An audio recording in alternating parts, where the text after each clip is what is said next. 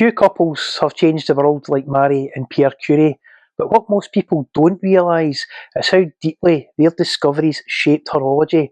Marie's radium discovery made watches glow throughout the night, and Pierre's work on the piezoelectric effect would one day make them tick with quartz precision. Together, their legacy lit up but almost destroyed the entire watch industry, not once but twice. Welcome back to Horological. At the dawn of the 20th century, time began to glow. Luminous watch dials painted with radium shone like captured starlight, proof that science could light up the night. Yet behind that brilliance lay a hidden danger, and in one of science's greatest ironies, another discovery from the same family, quieter, slower to be understood, would one day help humankind measure time so precisely it could reach the stars. In 1898, Marie and Pierre Curie discovered radium, a substance that glowed without a visible power source. To a world just discovering X-rays and wireless signals, it seemed miraculous. Companies raced to commercialise it. Medicines, cosmetics, tonic water, even Nuka-Cola Quantum. The public fascination with radium was instant, and soon it found its way onto the dials of clocks and watches.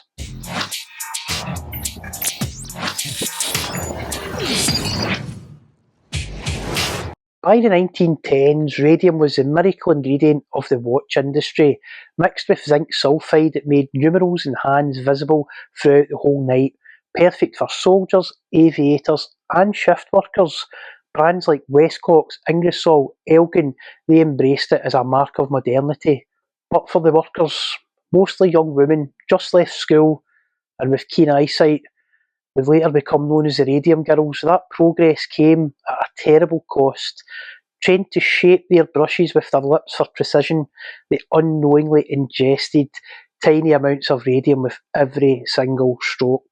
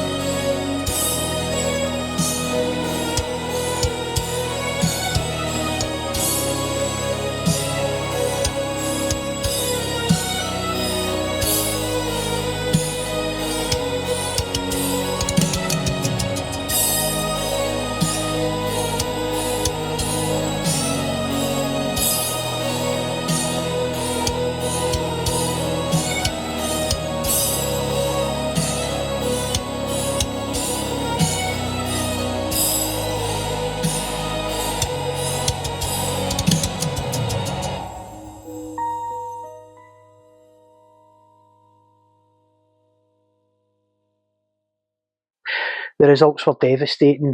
Bones that crumbled, jaws disintegrated, teeth falling out, and cancers that no one yet understood. Their fight for justice would change industrial health and safety forever.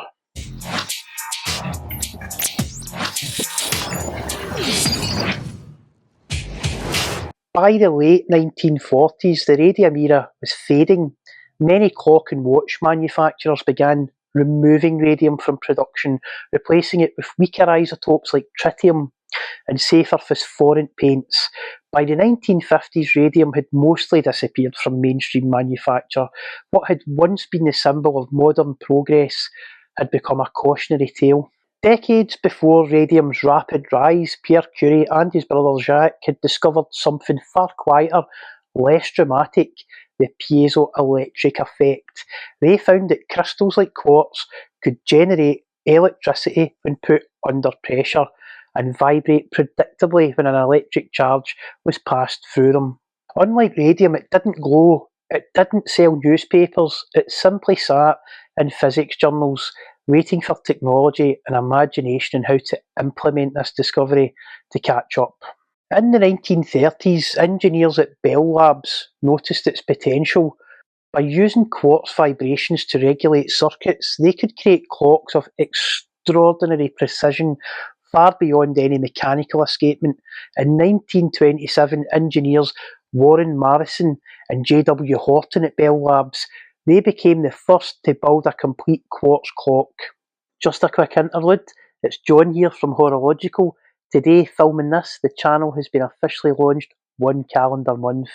I've had loads of views, I've had quite a few subscribers so far, but I'd like to see a few more of those views converting into subscriptions. It costs you absolutely nothing, and it helps me build the channel and bring you more historical, horological documentaries just like this one. Thank you very much. What radium offered in brightness, piezoelectricity offered in accuracy. By the 1960s, General Time West clocks had moved fully into the electronic age. Its Minolco division developed quartz-based timing modules and circuits for aerospace and scientific equipment. The same company that once painted radium on dials and clock hands was now building the timing systems that helped guide the Apollo spacecraft. And here lies the irony: radium and quartz will never meet in a mainstream consumer product. Let's call that the Blancpain Effect. One discovery lit up the dials of the early 20th century, the other literally powered the timing of the space race. One burned bright and faded quickly, the other began quietly, and still defines precision timing to this day. Radium captured the world's imagination almost overnight, instantaneously. Piezoelectricity took half a century to mature, to find its purpose, but when it did, mankind used it to reach the moon and beyond. The two discoveries never shared a wrist, yet together they trace the arc of scientific ambition, from the visible wonder of a glow to the perfection of a temperature-compensated oscillating crystal. Marie Curie's discovery made time visible. Pierre, along with his brother Jacques, made it astonishingly accurate. It is almost unimaginable that a husband and wife working together at the turn of the century would uncover two discoveries that would each in their own way shake the very foundations of horology to its core. Marie Curie's discovery of radium initially lit the way, then it destroyed the very girls that were employed to apply it. Pierre Curie's discovery of piezoelectricity, along with his brother, decades later, would give birth to quartz oscillators, a tuned crystal with a heartbeat so precise it seemingly rendered mechanical movements obsolete overnight. Not really, but watch collecting has never been logical. Two discoveries born from the same partnership that eventually brought about the two greatest crises horology has ever faced, one of health and safety in the workplace and the other of progress, precision and obsolescence. And yet together they both remind us every revolution in any industry carries consequences. In the story of time, not every glow is friendly, and sometimes the slow burners eventually become the brightest discoveries of all. And remember, watch collecting isn't logical, but it is horological.